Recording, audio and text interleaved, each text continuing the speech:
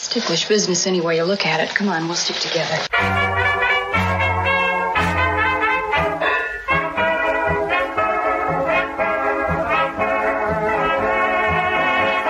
It's Ticklish Business, the podcast devoted to honoring and deconstructing classic cinema. I'm Samantha Ellis, and I'm joined by my two lovely co-hosts, Kristen Lopez, Drea Clark. And today we have a Silent Film 101 episode joined by the amazing silent film expert extraordinaire, Fritzi Kramer. Hi there. Awesome to have you, Fritzi. And we haven't really discussed silent cinema too much on our podcast, but we're really excited to get into it. I don't think we've ever discussed it. I'm trying to think of the history of the podcast, and I know I did a very, very early episode on Ben-Hur, but that was more, I touched on the different incarnations of Ben-Hur, but we never really discussed the silent version. I think, if anything, we compared the 50s version to the 20-whatever version that nobody saw except me. So, yeah, I don't think we've ever actually talked about silent cinema, which makes this a treat. It has. I've been petitioning behind the scenes to do Sherlock Jr. for a year. So I was just about to say, we have had silent films on the docket, on the wish list, but it's and I've just vetoed all of them. No. There's a lot to cover, but I'm excited that we have someone here who can elevate all of our discussion and do right by it. Yeah. Fritzi, for people who don't know who you are, which they should, because you're the person that I always refer to when I talk about silent cinema, can you give a little background on your interest in silence and becoming what I consider now kind of the foremost authority on the medium?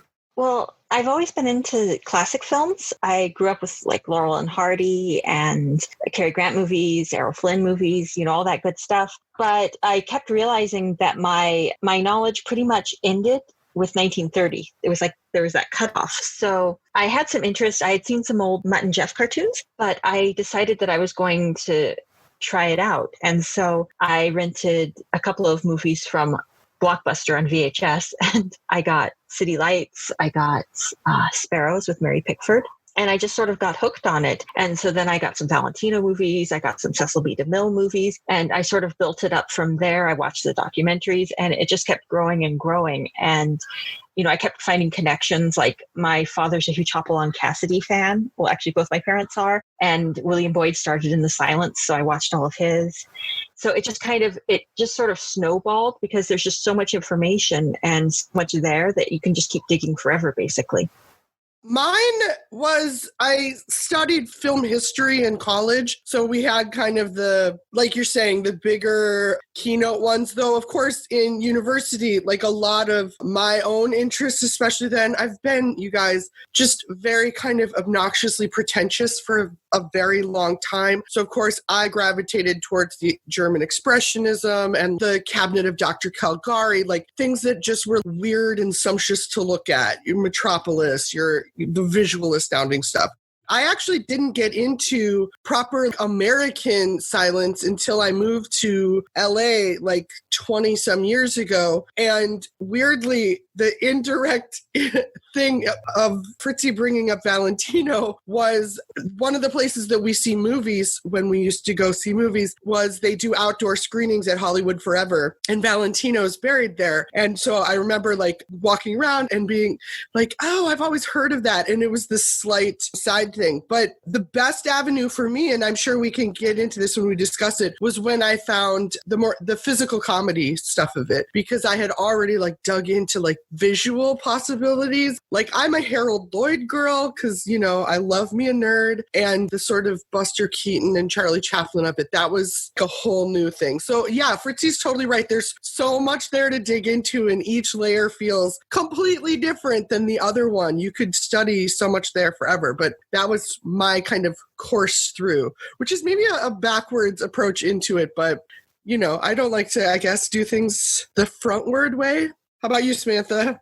Honestly, I relate so much to what you're saying, Drea, like on many different levels, because for one thing, out of the big three silent comedians, I am also a Harold Lloyd girl. I literally have a pin of him on my work lanyard. That's the only pin I have on there is Harold Lloyd. I adore him. So I would say, honestly, I couldn't really tell you how I got into silent cinema. I think it was just a natural progression. Watching TCM, and I mean, I still don't think TCM shows enough silent films, but when they do show them, I was always curious because my whole experience watching and getting into classic cinema, I've been making an effort this whole time, the past 10, 11 years that I've been experiencing classic cinema, to broaden my horizons because I'm never disappointed. And I think silent film is one of the perfect examples of that because every time I watch a silent film, I haven't found one yet really that I dislike. And I completely relate with Rudolph Valentino. And then I'll also mention too, silent cinema, I've always been interested in it, but I would say I've watched more silent films within the last year than I have in all my time before that. Largely because of Jacqueline Stewart hosting the Silent Sunday Nights every Sunday night. And that's when I'm off. So that's when I'm watching TCM. So I've been discovering more silent films than ever before. And also just watching more films of the silent stars that I like Harold Lloyd. And the fact that there are a lot more available now on like Criterion and all that. And Rudolph Valentino, all of those, they're just so fantastic. And then in addition to that, it's funny that you bring up Hollywood Forever because one of my closest friends in the classic film community is Jessica Wall, who runs the Instagram Silence is Platinum. And she and I, for the last 2 years, have been making an effort to mark the unmarked graves of different actors within all realms of classic Hollywood, but more often than not, we mark silent film stars and filmmakers because they're often unmarked. So through that medium, I've discovered so much of their work. I'm just like so proud when I mark one of their graves and then I watch a movie of theirs. It's the most fascinating, it's the coolest thing in the world. So that's a bit of a unique way to get into silent cinema, but that's lately how I've been doing it. We actually just marked 6 graves at Hollywood Forever, all silent actors and filmmakers, including one of the first female screenwriters to be given a studio contract. So that was like a big one. And that's how it's been for me lately. More silence than ever, which I'm very excited about. Yeah, I think this is why we have Fritzi here. You know, Fritzi, for you, I know there's definitely a lot of back and forth about silence being kind of this unloved genre of classic films. For you, what do you think keeps people from engaging with silence, and why are they wrong? Well, I think one of the main things that gets in the way is that our view of this, I compare it to Elvis Presley, where a lot of people's impression of Elvis is based on impressions of Elvis. So they're exaggerated to the point where, you know, it's this huge guy with a peanut butter sandwich going, and then they don't actually listen to the music. And it's the same thing with silent films. They've been so spoofed, so made fun of, that people immediately think of Dudley Do-Right when they're not looking at the actual movies. And I do think that canon, the quote unquote, the canon is part of the problem, because basically the silent era in America went every genre under the sun, and that's just America. You know, we're talking about the whole world that's available to us, and they're all of a very distinct type. They're based on the taste of a bunch of white male guys. And so it's all very heavy stuff. And then there's slapstick. And then there's pretty much nothing in between. And I think that's a big part of the problem, is that even people who watch silent films are satisfied with 3 or 4 movies and like, okay, I get the idea. I know what they are. And then they move on without really examining the depth of it. Like, for example, the book 1001 Movies You Must See Before You Die only has 6 films made before 1920. And of them, 3 were directed by a white supremacist. And of them, only 2 were made before 1910, and nothing was made before 1900. So we have this incredibly limited perspective, and not a lot of people, I mean, I'm not the only one doing this. There are a lot of people that are trying to make it more popular, but when you compare it to other eras and other genres and other types of films, there aren't that many of us who are trying to make silent films accessible to someone who's just curious and wants to know more. Well, also part of it too, and maybe this is a misconception, but I've always been told that the reason silents are not more beloved is the fact that so many of them are lost. I don't, what's the statistic that they trot out? 90% of silent cinema is gone forever. I don't know if that's even a true statement, but do you think that also plays a hand in it? Well, I mean, it's definitely true that we have lost a lot. Like, for example, Theda Bara was one of the top stars of the teens, and only 2 of her films from her prime vamping years exist. But I think another problem is what does survive is often presented badly. You know, there are these battered prints with no music or bad music, or they're projected at the wrong speed so that people can make fun of them. And that's less popular now, but in the mid-century, it was super intense, just palpable.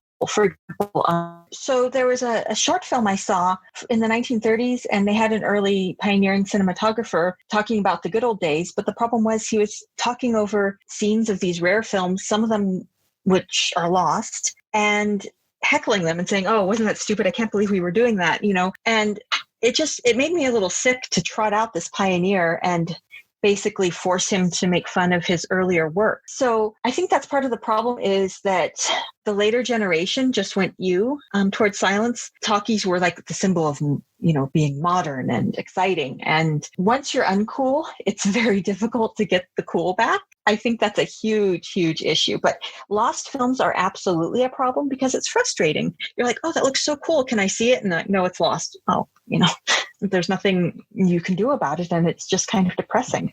The infamous London After Midnight story about that being one of the greatest supposedly lost films that we'll never get to see. And I know every couple years somebody says that they found a print or something of that, but I, remain skeptical.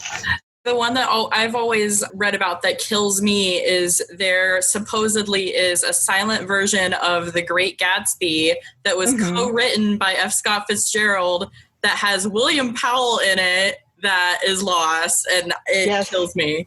Oh, yeah. I mean, we all have our list of films where you're like, if only I could watch that.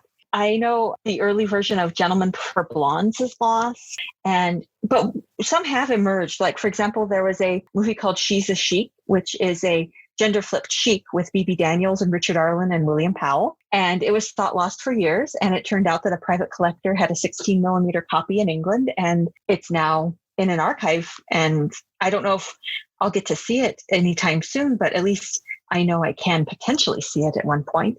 I find I'm often holding out hopes for eccentric British billionaires to be amassing collections of things that will keep culture and art alive. So I'm glad there's something else in this. Fritzi, you touched on something that I've found true for both myself, but also other people. Like when you try and introduce any kind of film to someone, you're always taking into account like their tastes or the mood they're in. And with silent films, I've found that it's almost like if you're learning another language, because and we actually, I don't know if we've talked about this, but I've encountered this with talking about classic film as well. In your sort of more 40s through even the 70s, people get, I don't know if it's the uncoolness that you're talking about, or we are currently a modern audience, and most of us in our personal spheres are raised watching things. And so you're learning cinematic language a majority of your life, whether or not you know that that's what you're learning.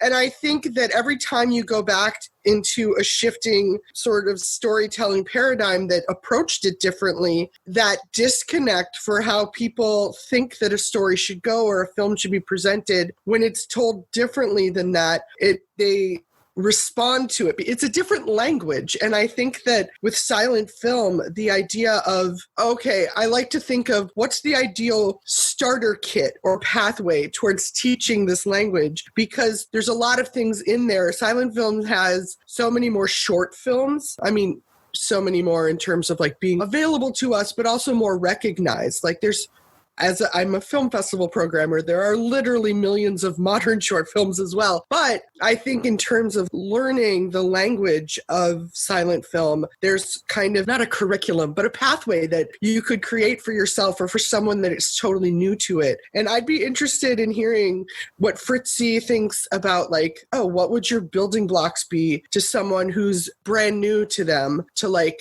ease them into the water the best way possible. And obviously, Kristen and Samantha, I'd like your thoughts on that as well. Well, as far as a pathway into silence, I think so much of it depends on the person's taste, because people will ask me, oh, what silent films should I start with? And I usually start by asking them, what do you like now? Because if you can't stand Westerns, there's no point in me recommending a silent Western because you probably won't like it all, though you might, because silent Westerns are awesome. And they were doing Clint Eastwood before Clint Eastwood was Clint Eastwood. So, but that's what I do, is I try to match people up. For example, a lot of people really enjoy horror. And so I can say, okay, it's not a slasher movie exactly, but there were quite a few sinister silence, and you can see the building blocks of suspense and how they handled these kind of creepy elements. So it can pull people in that way. And so something like The Cat and the Canary, which is more of a horror comedy, is really popular because it's very atmospheric and people see where it was very influential, and it's fun and it's light and it doesn't ask much of the viewer other than to come in and have a good time. As I know, I've had a little more difficulty introducing people to pre-1920 cinema because, as you say, it becomes more and more alien, and oftentimes the presentation is not correct. For example, with Georges Méliès, his films were meant to be hand-colored and presented with narration. So when you show it black and white and with just music, it seems very confusing and disjointed and crowded. And so the person understandably doesn't understand what's going on and doesn't understand its appeal. But when you see it with its correct narration, with its correct colors, then suddenly you can see, suddenly they realize that's how you're supposed to watch it. But as far as my advice for people getting started, I think the most important thing is to, as you say, realize you're learning another language and don't beat yourself up if you don't like the first one, because I didn't like my first silent film. It was presented badly. It was not done right. The tape was warped. And so I jumped back on and I watched another one. And I was able to revisit it. It was Sparrows. I was able to revisit it later and appreciate it under better circumstances and with more knowledge. But it's okay if you don't get it the first time. It's okay to keep trying. And it's okay to say, you know what, this genre is not for me. This type of performance is not for me. This movie is not for me.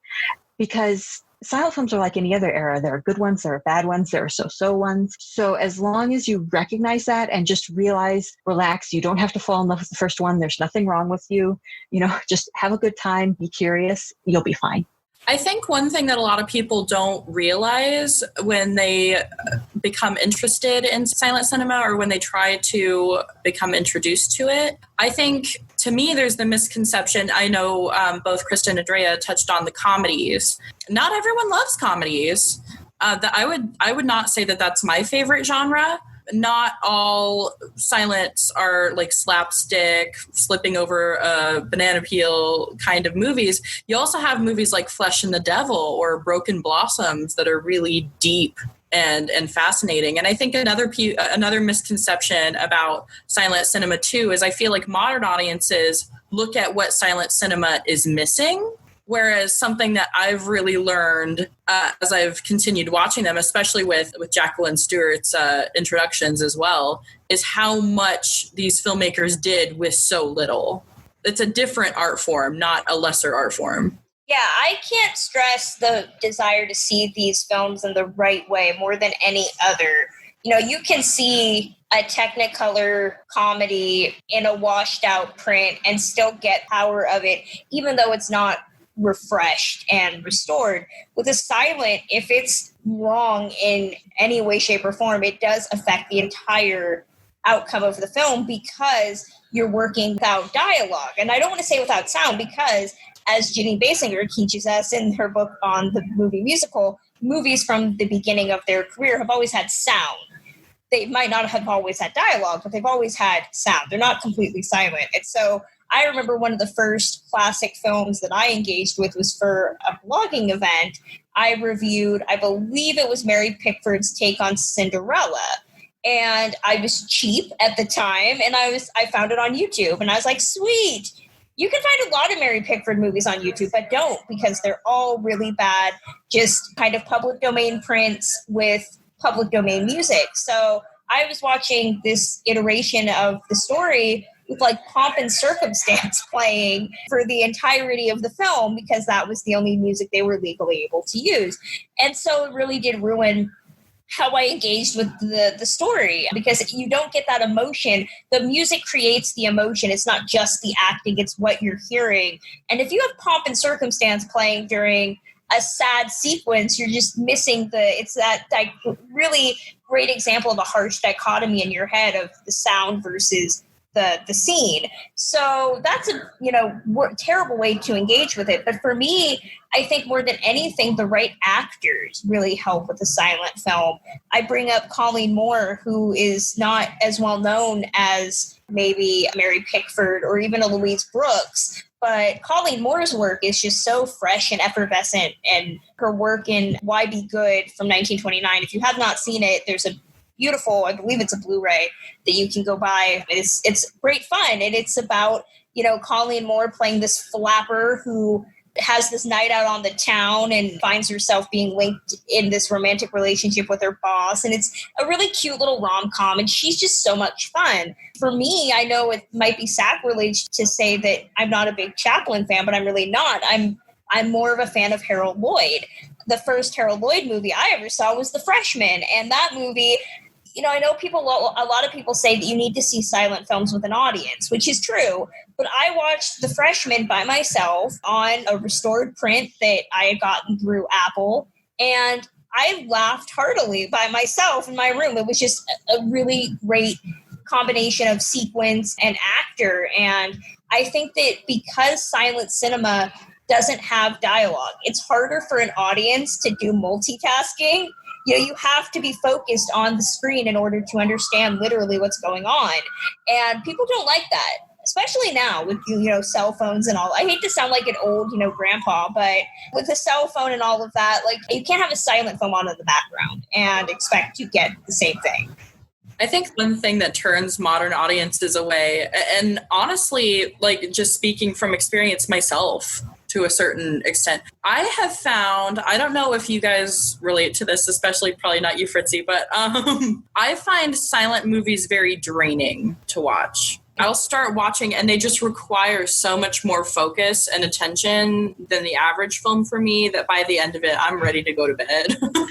Oh no, it's true. They are worth it, but I absolutely did have a headache after watching my first silent feature and after watching my first couple of silent features. So that's another thing. People shouldn't feel like they've failed or aren't watching it correctly if they find it tiring, because it is a fairly intense experience. But on the other hand, I do think you get rewarded because a lot of the imagery kind of burrows deeper into your brain because you were required to do some of the work. It's similar to the difference between, for example, a movie and a novel, So I do think that you definitely are onto something, and that might be part of the issue, which is one reason why a lot of people do prefer the shorts. I know a second grade teacher just told me that he's had really great success with little 1 minute Georges Méliès shorts with the little 7-year-olds in his class. So I was like, yay.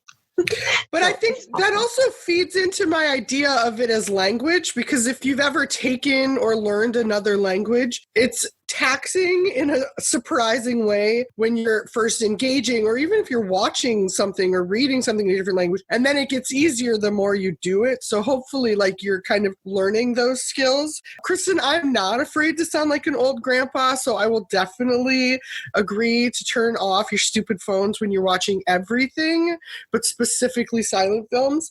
And I also am hard-pressed to think of a song that could be worse to listen to over and over than Pomp and Circumstance in any movie during any scene. This is going to make me laugh forever. Like, whenever I hear that movie or that song. I think it was Pomp and Circumstance and Happy Birthday that they kept playing over and over again. Oh my God. Okay, that's funny, because I'm like, maybe the one that could be worse is Happy Birthday, and there you go. I would love to, while we're shouting out like either the lesser known or whatever, Mabel Normand is my Dreamboat favorite, I think, from these, both in front of and behind the camera. And sorry, I know Kristen is guiding this ship, but I love female creators and female filmmakers. And that's something that historically, I don't know if many people know that there was this. I mean, certainly I don't think enough people even know in the classic era what women were contributing to the medium, but let alone in silent film and kind of shaping it and in being writers and directors. And I think that's just it's a key part of understanding film history. But yeah, it doesn't get its due enough. And Mabel, like many of them, but also with the men, I guess, that of being in front of and behind camera, had such a special element to her, and she could partner with people in such great ways, and she was just very likable and had depth and unexpected sort of sparkles to her. So I would have woken myself up in the middle of the night if I had forgotten to discuss Mabel Normand. I completely agree with you. I really enjoy her work as well. And I have to bring her up again. Marion Fairfax is the female screenwriter whose grave that I marked at Hollywood Forever. And just as soon as I read her story, it just clicked with me. Like, we are missing out on so much history. Not only was she a female screenwriter, one of the first females to be offered a studio contract, she has a film that she wrote in the Library of Congress, The Lost World, which is a sci-fi of all genres. So for a female sci-fi writer in the 20s, it's the most mind-blowing thing. There was like an article that I read about her. I want to pull up the exact quote, but basically what it was like a trade paper. And they said, probably you don't know that Marion Fairfax's opinion is the most important in Hollywood. And as soon as I read that, in my effort to mark her grave, I said, if we mark her grave, I'm putting that on her tombstone. And I did. Well, I think people forget the role women play. And that's also, Fritzi can talk more about this, I'm sure, but I think that's also a common misconception that people have. Women and minorities tended to be, there were none in silent cinema. And that's not necessarily true. I mean, the actresses, obviously, Mabel Normand, Marion Davies, in her way, kind of having this ability to control the films that they make. But even from a directing standpoint, I know Kino put out a really great set of silent women directors, the likes of, I believe, Lois Weber, especially Alice Guy Blaché, which if you've not seen Be Natural, the documentary about her and her time, is one of the earliest female directors of the silent era. I mean, they definitely, and even from the African-American experience, Oscar Micheaux and the way that Black actors were working in that time period, Zora Neale Hurston doing kind of early silent documentaries. I mean, they definitely were there. It's just who's in charge of the canon, as we know, which is, old white guys. So, of course, their contributions have been scrubbed from history. Fritzi, what do you think about the role of women and minorities in silent cinema? Oh, it's completely fascinating. You mentioned a lot of the big names and how they're finally getting some recognition. But I think one important thing to know is that these films are good, because sometimes people have the idea, this is just for historical purposes. But like with Lois Weber, I like to use Suspense as an example, the 1913 short film Suspense. That anything anyone was making, and if not better. It needs no apology. It needs no introduction. It's just really good. And it was directed by a woman. And Oscar Micheaux, he was hampered by racism cutting him off from monetary resources and the resources of a studio. But his films absolutely haunt you. And that's a sign of talent. If you're thinking about a movie weeks and years later, that's a sign of talent. And also, there were people who built what I call shadow industries, where they were not connected to the main Hollywood machine in America, and they were making movies directed at a very specific audience. Like Marion Wong was only 21, and she tried to launch a Chinese-American film industry. And she didn't succeed because she had trouble with distribution, but her movie is good. It's The Curse of Quan Guang. It's impressive. And then there was Sidney Golden, who launched a Yiddish film industry and actually enjoyed some success. And so we have these wonderful Yiddish films that were made specifically for a Jewish audience, as opposed to the films being made in Hollywood that had Jewish characters but were aimed at a more non-Jewish audience. So it's a very different tone to the film. So there's, as we keep saying, there's just so much. And there was a forgive me, I forget the name.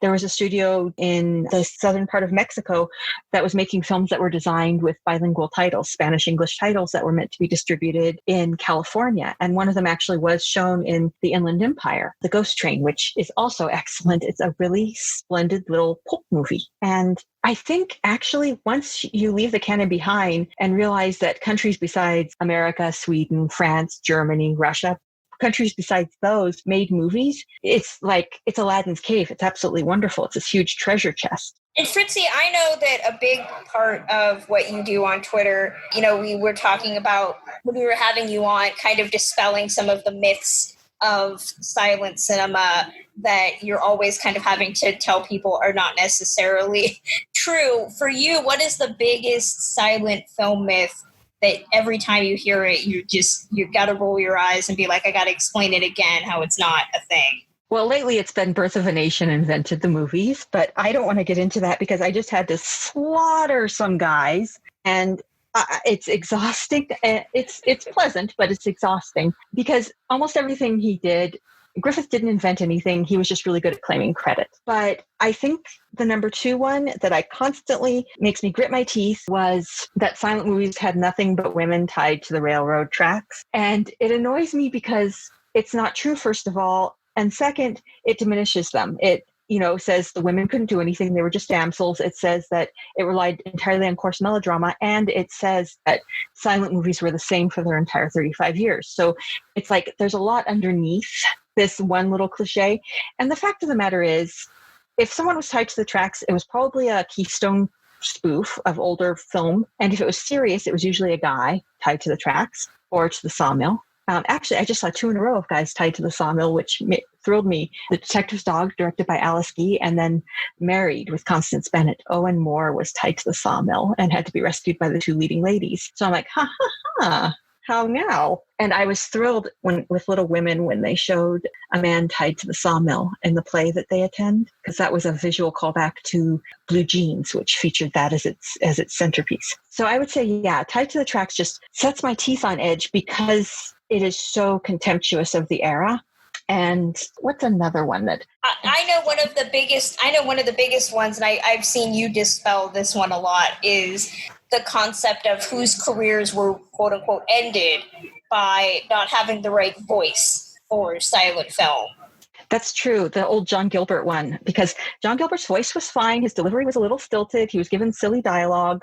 It was fine. The pipes were fine. And I like to say, if you think that was a problem, you should hear Rod the Rock, because he sounded like Jiminy Cricket, and he still had a career, is my point, So it's very complicated. There were a lot of balls in the air because the economy was tanking, tastes were changing, talkies brought along all new genres, or not even new genres, but revived genres, refreshed genres. It changed what people wanted to see. Society had changed, culture had changed, and new technology had been introduced. These people were accomplished in the art of pantomime, but maybe not necessarily in using their voice. So they're taking something that's very, very complicated and getting it down to the simplistic, oh, he sounded like Mickey Mouse, And I think that's the key problem. Is I keep saying most of the misconceptions about silent film are either people trying to make something simple complicated or making something complicated simple. Just look at the facts and see, because a lot of silent stars, for example, she's not extremely famous, but compared to the others, Wanda Hawley, she was an actress who specialized in kind of sweetheart roles. She was the darling little sweetheart in the 19-teens and was very popular.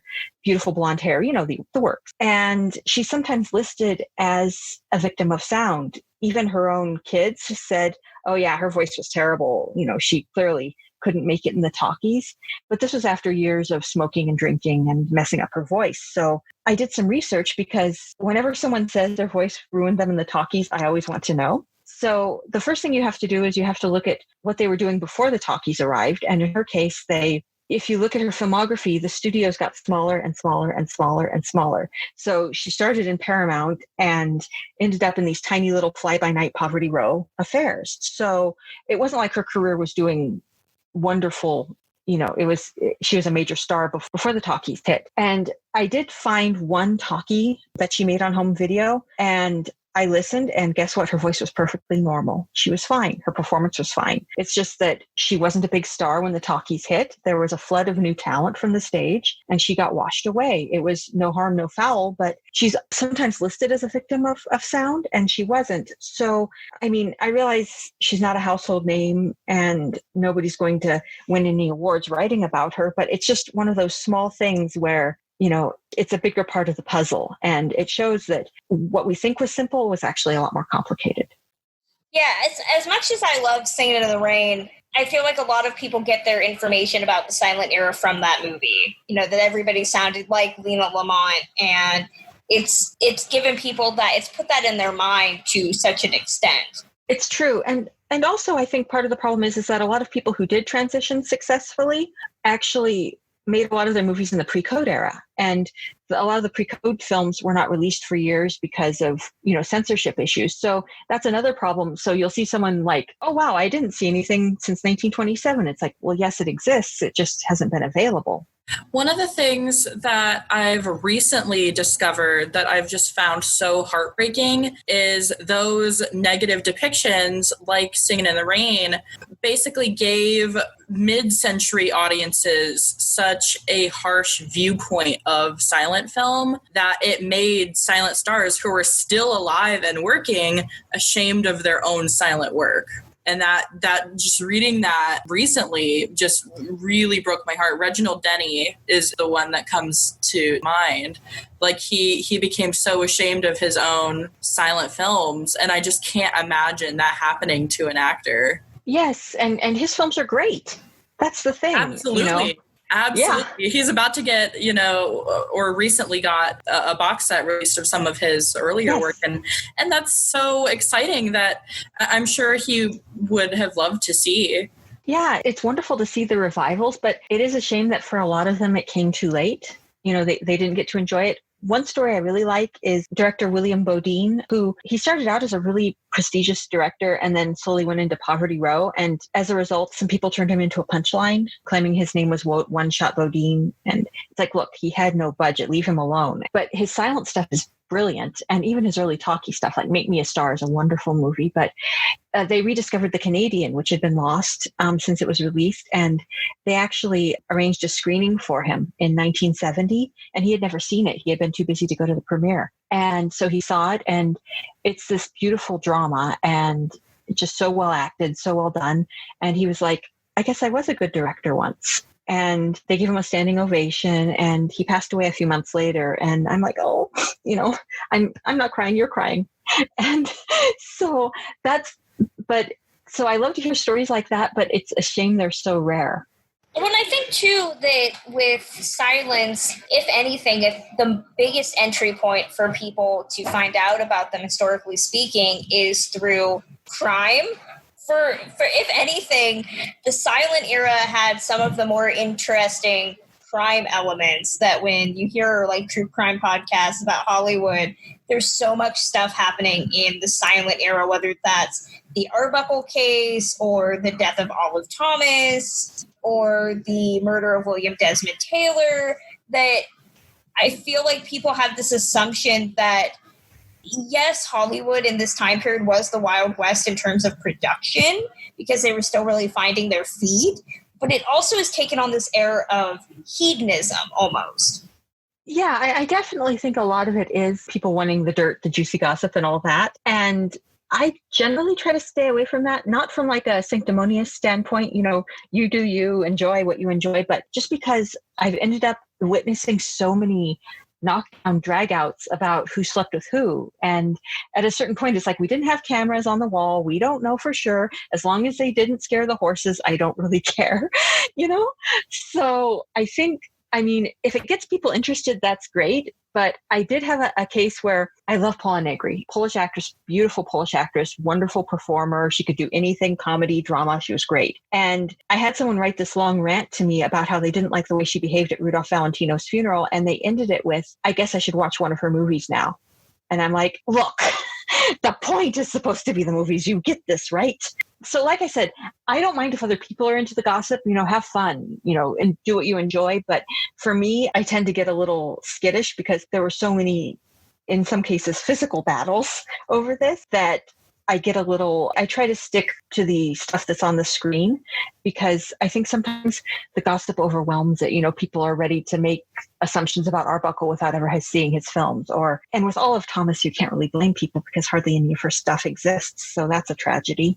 It's similar to what you were saying about like the on-screen things of people's misconceptions of like how these silent careers tracked out or possibly ended because of sound. The reality is like a ton of that gossip that's considered sort of built into our cultural lore is incorrect. Like Fatty Arbuckle's a great example of, you can say that name to people who have no idea who he is, but they're like, oh, that's the guy who did this. And then you're like, well, did you read the access that you have to read? Drea, what is that? Qu'est-ce que c'est read? Yeah, the gossip is something that's so upsetting anyway, because most of the time you don't even actually know the gossip. You know a filtered version of gossip that at this point is like decades through the like word of mouth wrangler. And what a thing to keep you away. I mean, we've mentioned D.W. Griffiths, that I'm like, yeah, I don't need to support that guy's work. He's already heralded as this like nonsense, the guy of the time, when I think the message of so much of what he made was ugly and nothing I need to perpetuate. That said, there's plenty of people who haven't been run through a similar filter, whose work is, I don't know, it's that tricky balance of, I guess, know some of their life story to make good decisions of how it might be reflected in their filmmaking, but also let the films do the talking, ironically said here, but yes. I think one of the things that's a real shame is that so much of, how do I put this? Birth of a Nation gets all the spotlight, while you have the far better rebuttal Within Our Gates that doesn't. And there are so many amazing filmmakers of color and actors of color, and just so much light and so much talent in the era, but then you have the bad stuff that gets the attention.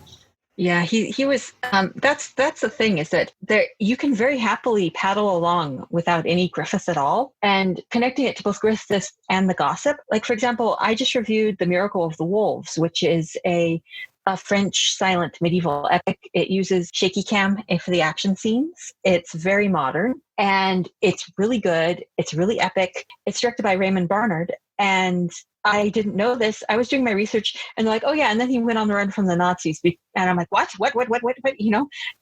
It's like, why are we talking about the Arbuckle case for the 100th time when we have this seriously talented director who had to escape from the Nazis? I mean, why are we not telling this story? This is a good story that I would like to hear. He survived, by the way. I don't want to leave anyone in suspense, but he did survive and return to his career. But that goes back to it. There's so much, like, just for an example, Finland has put its archives online and they're slowly adding English subtitles to everything. So I'm watching Finnish silent films now, and they're great. People need to see them. They have this wonderful kind of ethereal pagan quality to them, and I've never seen anything like them, and I'm having a wonderful time. And so I'm like, why are we watching the same 40 films when we have Oscar Micheaux, we have Lois Weber, we have Marion Wong, we have all these wonderful people, and no, I just don't have time for this.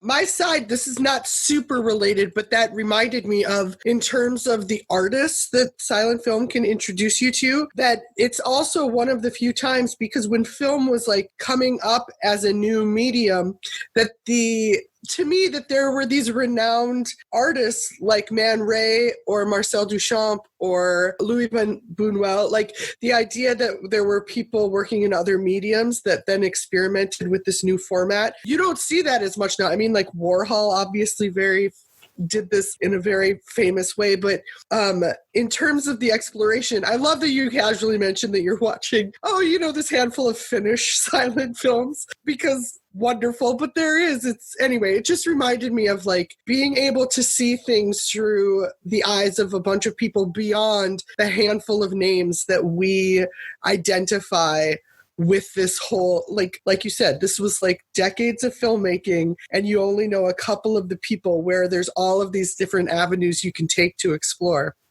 Before we close out, is there anything anybody else wants to touch on? So Drea had the thing where she would be remiss if she didn't mention Mabel Normand. Anna May Wong, you guys. Anna May Wong. And I have to say as well, The Thief of Baghdad is one of my favorite silent films, and everyone needs to watch it. It might not put her in the best light per se, but it's just absolutely fantastic. I know when the TCM Classic Film Festival said that their theme was like Fantastic Worlds on Film, I was hoping and praying that they would do that film with the live orchestra, and I'm still hoping for that someday. But Anna May Wong, she's probably my favorite silent actress, to be honest, and she deserves a lot more attention. Yeah, we didn't talk about a silent Anna May Wong when we did our episode a couple weeks ago on Daughter from Shanghai, but I did mention watching Piccadilly before that, and I mean, she is just so magnetic, so luminous in all of her films that it will always be a shame that we didn't get more from her. And again, if you have not listened to our episode on Daughter of Shanghai, you should, because it was really awesome and it goes pretty in depth on anime. I'm also a big fan of When Were You Born from 1938. It's a rare one. That's the one where she's the astrologer, right? Uh-huh. Okay, that's the one that I was trying to figure out when we did the episode, and I kept saying I couldn't remember the name of it. And if you had been on that, Sam, you would have told me. I'm sorry. Oh, but it's so cute. Very fun. Yeah. Love that one. So yeah, that was all I had to say. Anna May Wong is the best. Everyone else can go home.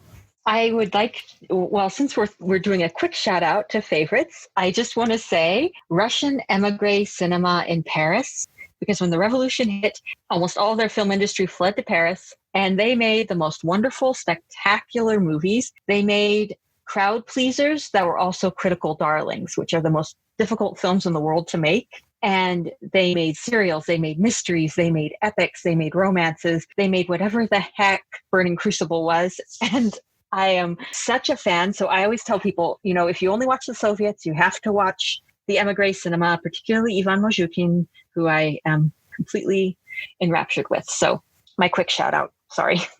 Yeah, and there's, if you are a fan of Flickr Alley, they put out a lot of silent cinema, a lot of international silence. So they're a great resource if you want to learn more. But before we close out, Fritzi, for you, if somebody kind of wants, not necessarily a crash course in silence, but they want to get into them, but they want to see stuff that's accessible, not just in terms of access, in terms of getting a physical copy or a streaming copy, but a way in that is easy to hopefully bolster a love of silence. What is a movie you recommend? Well, oddly enough, I've had some very good success with The Cabinet of Dr. Caligari, just because it's such a distinct visual style. It's so strange, and because it's so bizarre, they don't have to feel bad about feeling kind of out of it and not quite connecting. It's supposed to be weird. You're supposed to feel strange when you watch it. And oddly enough, I also had wonderful success with a French serial called Judex. It's about a caped vigilante who is trying to get revenge against a corrupt banker who has destroyed lives. And it's bonkers. He has a pack of dogs. He communicates by carrier pigeon. He delivers his threats to the bad guys with a little French poodle carrying a note in its mouth on its little hind legs. So, I mean, which incidentally is how I would also send my threats. Oh, of course. I mean, It's the only way, right? Yeah, it's marvelous. But it also has like emotional depth. It examines the price of vengeance. So it's everything at once. And I had people who had never seen a silent film in their lives sit down and watch all 4 hours of it and just not stop. So I'm putting it up there. And then also some shorts, like for example, Princess Nicotine, the Smoke Fairy. It's about a little pyromaniac fairy that attacks a guy for opening a cigar box. And it's marvelous. It's so strange. Or The Cameraman's Revenge, which is a tale of adultery and revenge nudes told entirely with dead insects that are stop motion animated. So I like to just shock them with the weirdness, I guess. Shock and awe. That's my campaign. So, I mean, I know a lot of people have had success with slapstick and comedy, and, if that works, go for it. But I'm kind of also a comedy person myself. So those are the things that I like to sell to people. All right. Thank you so much, Fritzi, for joining us. Where can fans get in touch with you, find your work? Is there anything that you'd like to promote or shout out?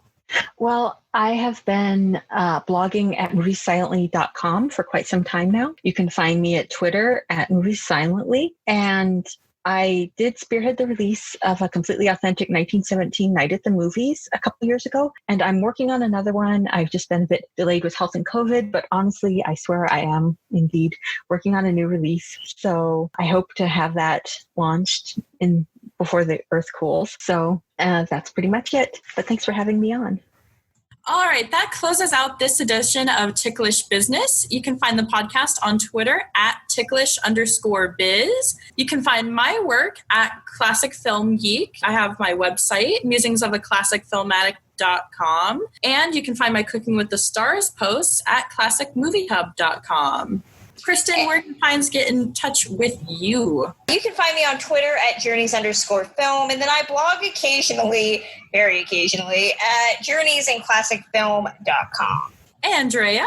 I'm on Twitter at the Drea Clark. I blog never, so you guys both have me beat. But I also co-host a contemporary film podcast called Who Shot Ya? You can also download Ticklish Business where you get your podcasts, Spotify, Apple Podcasts, Stitcher, and Player FM. You can also get exclusive pins, early episodes, and entirely new shows on our Patreon at patreon.com/ticklishbiz. And we will be back next time with another episode on our road to 100 with another special guest talking about the world and works of Marlene Dietrich. So, till then.